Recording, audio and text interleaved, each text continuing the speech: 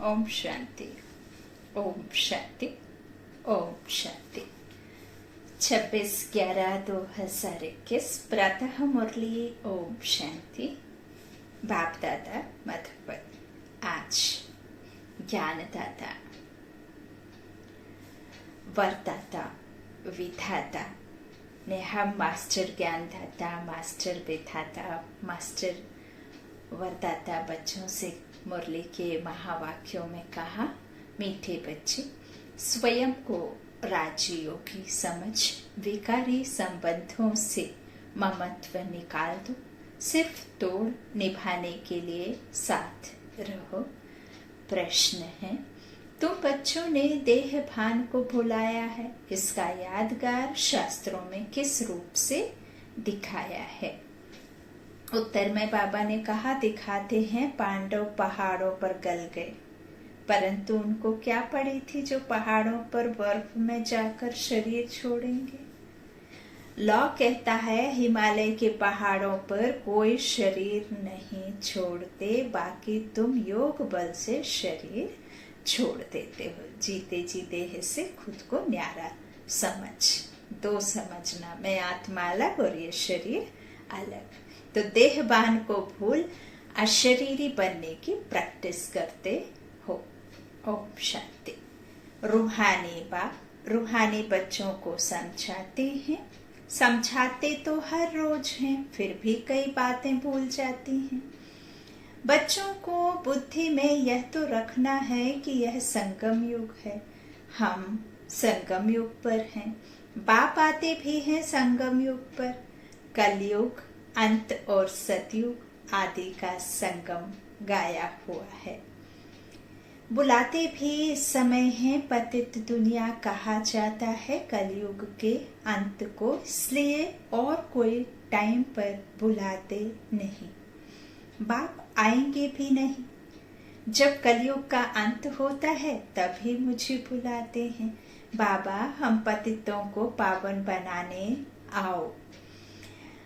कलयुग के अंत और सतयुग के आदि में आओ।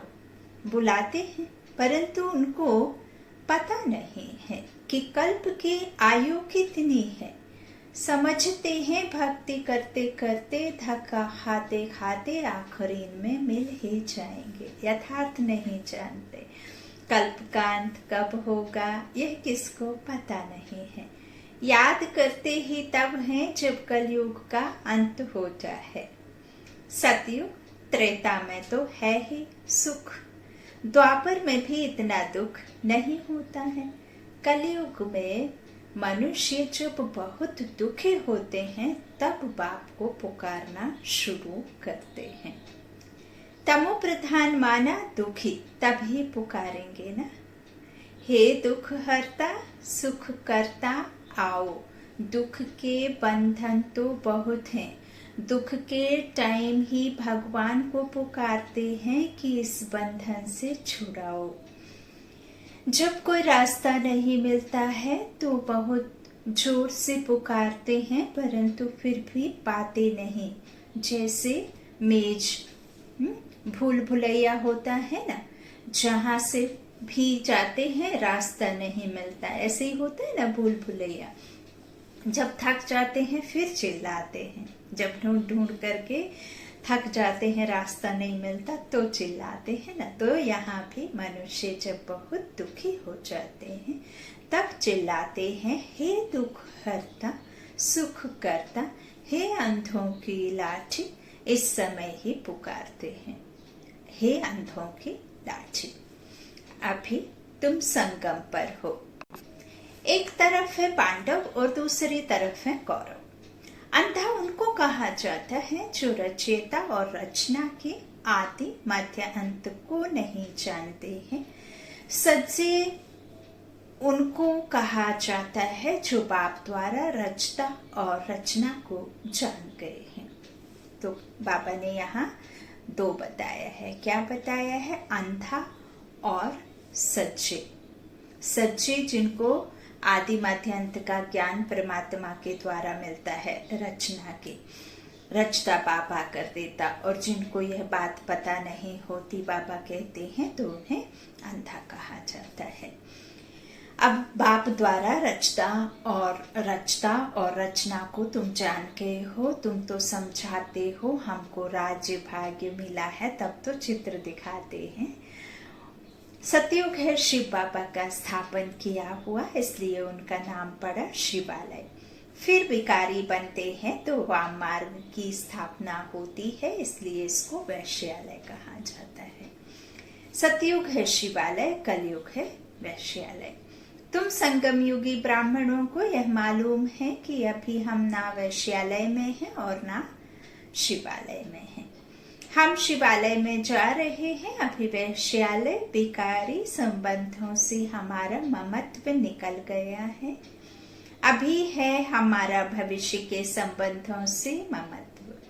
हम अभी राजयोगी हैं, वह है योगी। उनसे हमारा क्या कनेक्शन है? फिर भी तोड़ निभाने के लिए रहना तो अपने घर में ही है। फिर भी ब्राह्मणों से बहुत कनेक्शन रहता है, क्योंकि ब्राह्मणों जितनी उच्च सेवा और कोई नहीं कर सकते हैं। रूहानी सेवा करने बाप ही निमित्त बनते हैं। वह बाप भी है, टीचर भी है, तो गुरु भी है। सत्य बाबा, सत्य टीचर, सत्य गुरु भी है। सत्य को सुप्रीम ही कहते हैं, एवर प्योर। सत्य पिता, सत्य ज्ञान, सत्य गुरु, सत्य मार्ग, सदगति दाता, है ना। टीचरपन हमें पढ़ाते भी हैं, तो उन द्वारा हमको वर्षा मिल रहा है। किसके द्वारा? सत्य को सुप्रीम कहते हैं ना, तो सुप्रीम के द्वारा हमें क्या मिल रहा है? वर्षा। यह याद रहने से कितनी हर वक्त खुशी रहनी चाहिए। फिर औरों को समझाने के लिए पुरुषार्थ किया जाता है।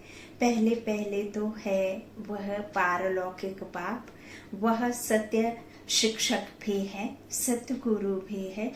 सृष्टि चक्र के आदि मध्य अंत का ज्ञान देते हैं, इसलिए उनको ज्ञान का सागर कहा जाता है। पहले पहले तो उनकी महिमा करनी है। वह सत्य बाप, सत्य टीचर, सत्य सत्य गुरु है। सत्य धर्म की स्थापना करते हैं, सचखंड की, है ना। झूठ खंड को खत्म हो करके सत्य खंड की स्थापना करते हैं, जहाँ सिर्फ और सिर्फ सच होता है, जहाँ सिर्फ और सिर्फ सुख होता है, जहाँ सिर्फ और सिर्फ सच्चाई को धारण कर जीवन यापन करते हैं। श्रेष्ठ धर्म, श्रेष्ठ कर्म, है ना। तो बाबा हमें आकर के यह राह दिखा, सत्य धर्म की स्थापना करते हैं। मांगते हैं ना कि एक राज्य हो, हाँ? तो वह तो सतयुग में होता है, यहाँ तो हो ना सके। मनुष्य कहते हैं वन वर्ल्ड हो जाए, एकता हो जाए।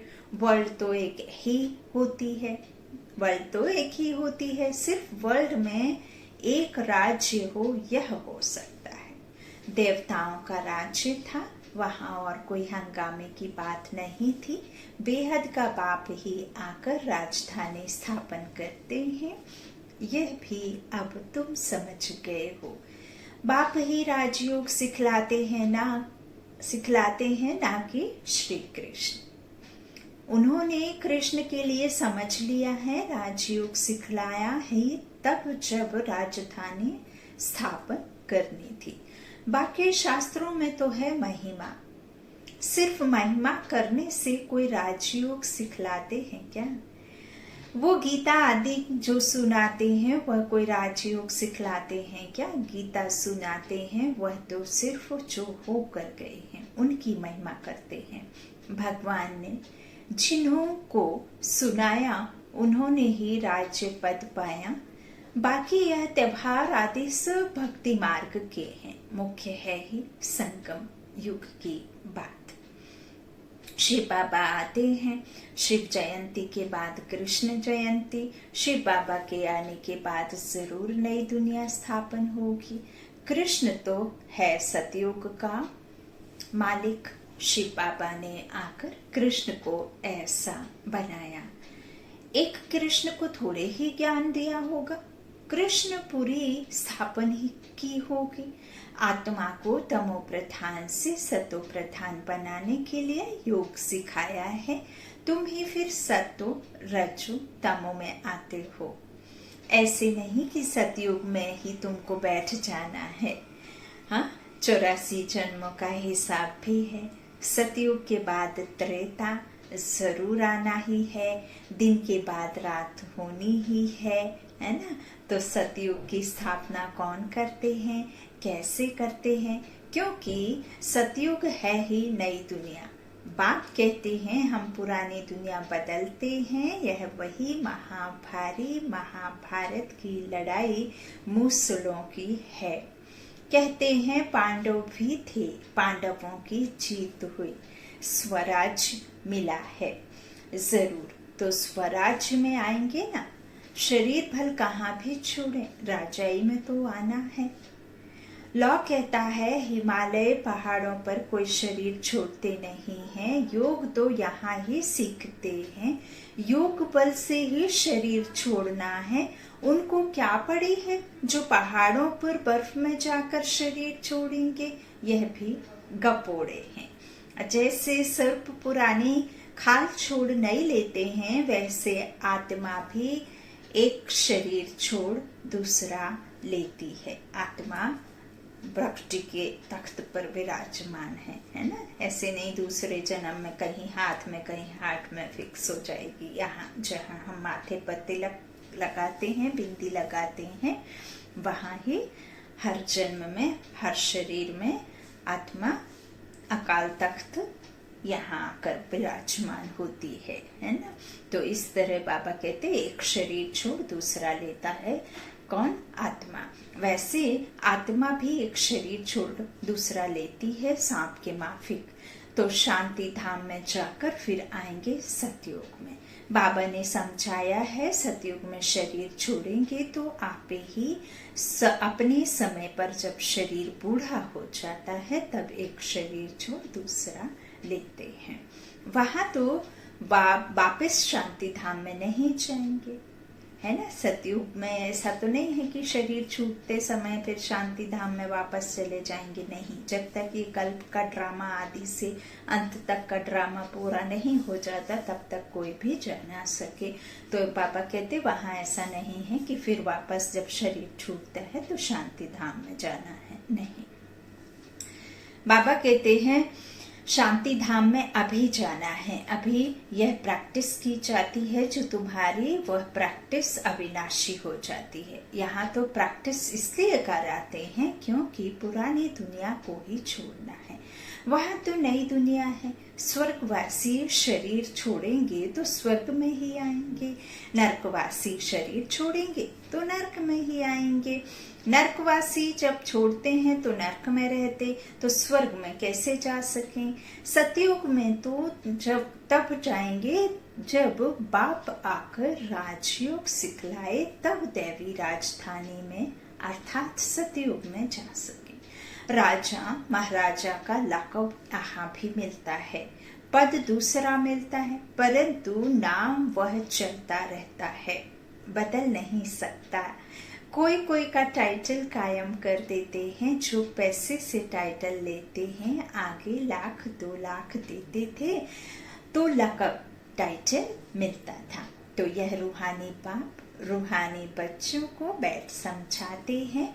उनको कहा जाता है स्पिरिचुअल फादर, आत्माओं का बाप, रूहानी सर्जन, रूहानी बाप। तो जिसको बुलाते हैं कि हे बाबा आओ, आकर हमको पतित से पावन बनाओ, यहाँ बड़ा दुख है, हमको राम राज्य में ले चलो। ड्रामा अनुसार 5000 वर्ष पहले भी ऐसे कहा था। परमपिता परमात्मा को आना ही है, यह चक्र फिरता रहता है। बाप कहते हैं कि मैं कल्प कल्प कल्प के संगम युग पर आता हूँ। यह अक्षर जरूर डालने होते हैं। ड्रामा के प्लान अनुसार आता हूँ, ड्रामा अक्षर भी लिखना पड़े तो मनुष्यों को पता पड़े कि यह 5000 वर्ष का ड्रामा है। अभी सब मनुष्य मात्र पतित हैं, इसलिए खुद कहते हैं हम पापी हैं, नीच हैं। बरोबर वैश्यालय भी है, विषय सागर है ना।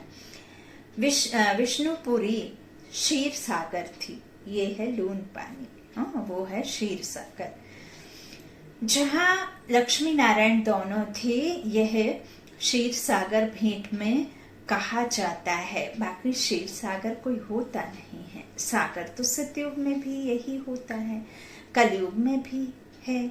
सतयुग में सारे सागर के तो मालिक हो, हाँ, लेकिन यहाँ ऐसा नहीं है। सारी पृथ्वी आकाश के तुम मालिक हो। एक चांद और एक सूरज, एक धरती, एक आकाश, है ना।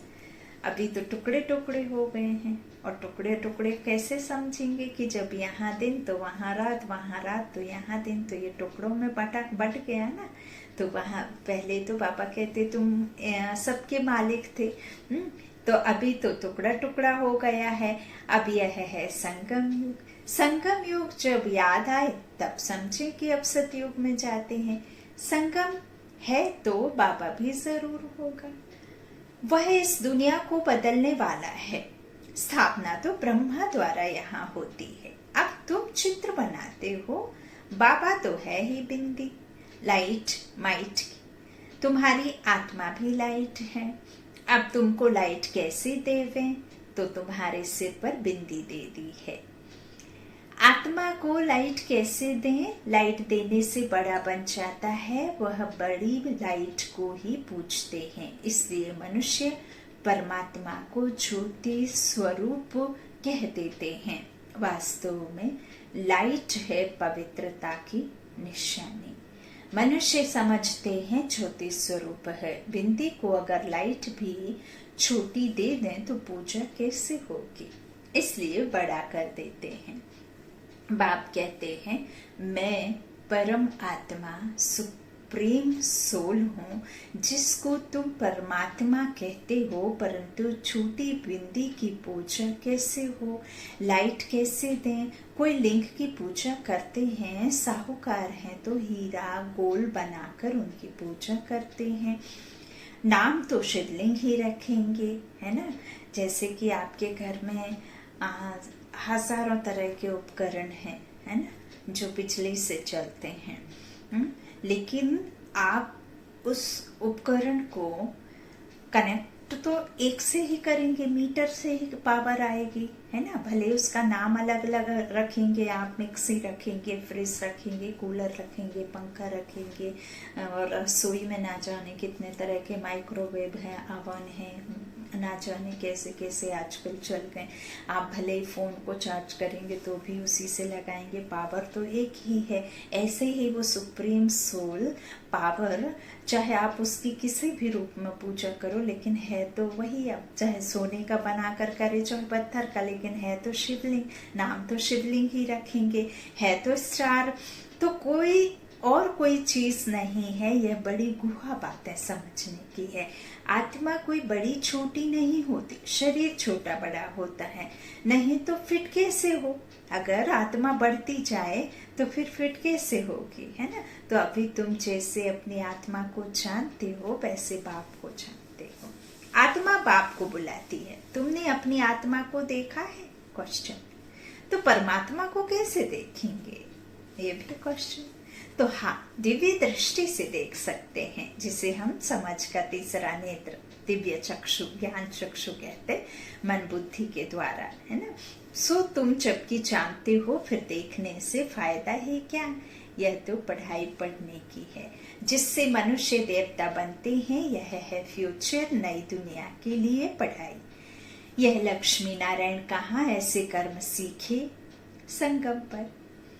बाप कहते हैं मैं संगम पर ही आकर तुमको नई दुनिया के लिए पढ़ाई पढ़ाता हूँ। बाबा प्रदर्शनी में तार देते हैं, उसमें भी तो यह लिखना है, यह संगम युग है। बाप कहते हैं तुम हमसे बर्थ राइट ले सकते हो भविष्य 21 जन्मों के लिए। संगम युग अक्षर जरूर लिखना है। क्यूरेट जो तार जारी है उसकी कॉपी वहां लगानी है। बड़े अक्षरों में लिख देना चाहिए, दिन प्रतिदिन क्लियर होता जाता है। नीचे लिखते हैं बाप दादा। शिव बाबा जो आत्माओं का बाप है वह प्रजा पिता ब्रह्मा द्वारा सिखलाते हैं। तो बाप कहते हैं मुझे शरीर का आधार तो चाहिए ना। शिव तो है निराकार, उनको तो अपना कोई शरीर है नहीं। ब्रह्मा विष्णु शंकर तो सूक्ष्म आकारी हैं, बाकी तो सबको शरीर है। बाप कहते हैं मुझे शरीर है कहाँ जो मैं बोलूं बताऊं, तो मुझे आधार चाहिए होगा। परंतु ऐसे तो नहीं कि मैं नाम रूप से न्यारा हूँ। नाम तो है, नाम रूप से न्यारा नहीं हूँ। तो बहुत क्लियर बच्चों को समझाते हैं मैं हूँ निराकार। एक होता निराकार, आकार और साकार। साकार जो देखने में आता है, निराकार जो दिखाई नहीं देता, समझ सकते हैं, और आकार जिसके हम साक्षात्कार के लिए इस्तेमाल बाबा ने किया है, सूक्ष्म वतन को, है ना। तो आकार साकार निराकार, इस तरह तीन लोकों में तीन तरह का बाबा ने बताया हुआ है वर्णन, है ना। तो इस तरह बाबा कहते हैं मुझे शरीर जरूर चाहिए, मैं निराकार हूँ। तो मैं बाबा कहते परंतु जब मैं आता हूँ तो मुझे शरीर चाहिए। मैं गर्भ में नहीं आता हूँ, माँ के कोख से नहीं। मैं खुद बतलाता हूँ कि मैं इस साधारण तन में आया हूँ। यह पहले पूज्य था, अब पुजारी बना है। माला में भी है, पहले शिव बाबा फिर दो दाने। प्रवृत्ति मार्ग है ना, अभी तुमको पता है प्रवृत्ति मार्ग की ही माला है। जो प्रवृत्ति मार्ग में पतित थे अब शिव बाबा की मत से पावन बन सृष्टि को पावन बना रहे हैं, है ना। बाबा आकर के यह कराते हैं, खुद नहीं करते हैं, है ना। तो इनके द्वारा फिर सच्चे मतलब मनुष्य की रचना, मनुष्यों के जीवन की सच्ची रचना रचता बाबा करके इनके द्वारा क्रिएट कराते हैं, है ना। तो वो क्रिएटर है, इनके द्वारा फिर मनुष्यों की क्रिएशन होती है, नई आदि की रचना, है ना। तो बाबा कहते हैं शिव बाबा की मत से फिर पावन बना, जो है सृष्टि को पावन बना रहे हैं, इसलिए यादगार जो है माला बनी हुई है। रुद्र माला और विष्णु की वैजंती माला है। ब्राह्मणों की माला नहीं बनती है, उसका कारण भी बाबा ने मुरली में बताया, क्योंकि उनकी स्थिति जो है ऊपर नीचे होती रहती है, डवाडोल होती रहती है, इसीलिए उनकी माला नहीं बनी है और उनकी माला का जाप आदि भी नहीं है ना। तो बाबा कहते हैं ब्राह्मणों की माला नहीं बनती है। कोशिश की थी बनाने की परंतु बनी नहीं, इसलिए माला बनाना अव्यक्त नाम देना छोड़ दिया। नाम जो यहाँ के थे वह नाम यहाँ ही छोड़ फिर वही अपना पुराना नाम ले भाग जाते हैं। उनको उस नए नाम से कोई बुलाएंगे नहीं। तो बाप हमारा बाप टीचर गुरु है, ऐसे बाप को तो बहुत लव से याद करना है। परंतु माया ऐसी है जो भुला देती है, इसलिए अवस्था डगमग होती है, मुरझाए पने की फीलिंग आती है। शिव बाबा की याद से फिर खड़े हो जाते हैं। अच्छा, बाप दादा का याद प्यार, मीठे मीठे सीखी लाधे बच्चों प्रति माता पिता बाप दादा का याद प्यार और गुड मॉर्निंग। रूहानी बाप के रूहानी बच्चों को नमस्ते। हम रूहानी बच्चों की रूहानी माता पिता बाप दादा को याद प्यार और गुड मॉर्निंग। शुक्रिया बाबा, मीठे बाबा, प्यारे बाबा, सबका साथी सबका सहारा। धारणा के लिए मुख्य सार, पहला बाबा ने बच्चों से कहा विकारी संबंधों से ममत्व निकाल देना है, भविष्य के नए संबंधों से बुद्धि योग लगाना है। दूसरा बाबा ने कहा औरों को समझाने के लिए हर वक्त खुशी में रहना है। सत्य बाप, सत्य शिक्षक और सत्य गुरु के श्रीमत पर चल अंधों की लाठी बनना है। आज का वरदान है कोमलता को कमाल में परिवर्तन कर माया जीत बनने वाले शक्ति स्वरूप भाव। शक्ति स्वरूप बनने के लिए कोमलता को कमाल में परिवर्तन करो। सिर्फ स्वयं के संस्कारों को परिवर्तन करने में कोमल बनो, कर्म में कभी कोमल नहीं बनना, इसमें शक्ति रूप बनना है। जो शक्ति रूप का कवच धारण कर लेते हैं उन्हें माया का कोई भी तीर लग नहीं सकता। इसलिए अपने आपके चेहरे, नयन, चैन से कोमलता के बजाय शक्ति रूप दिखाई दे, तब माया जीत बन पास विद ऑनर का सर्टिफिकेट ले सकेंगे। आज का स्लोगन है, त्रिकालदर्शी की सीट पर सेट होकर हर कर्म करो तो माया दूर से ही भाग जाएगी। त्रिकालदर्शी की सीट पर सेट होकर हर कर्म करो तो माया दूर से ही भाग जाएगी। आप जैसे ही सीट से अपसेट होते हैं, आपका बिंदु सरकता है, निश्चय टूटता है, तो आप अपसेट हो जाते हैं। अटेंशन देंगे तो टेंशन नहीं होगी, है ना। Attention no tension. और यदि आप अटेंशन नहीं रखेंगे तो त्रिकालदर्शी बाबा ने जो हमें कहा है ना, तीनों कालों का आदि मध्य अंत का हमें जो राज समझाया है, तो उससे कैसा देखना है, साक्षी होकर ड्रामे को देखना है। हर एक मनुष्य आत्मा को कहना चाहिए कि साक्षी दृष्टा से देखना है और अपने कर्म करते रहो सीट पर सेट होकर, तो माया दूर से ही नतमस्तक होकर के चली जाएगी, है ना। ओम शांति, ओम शांति, ओम शांति।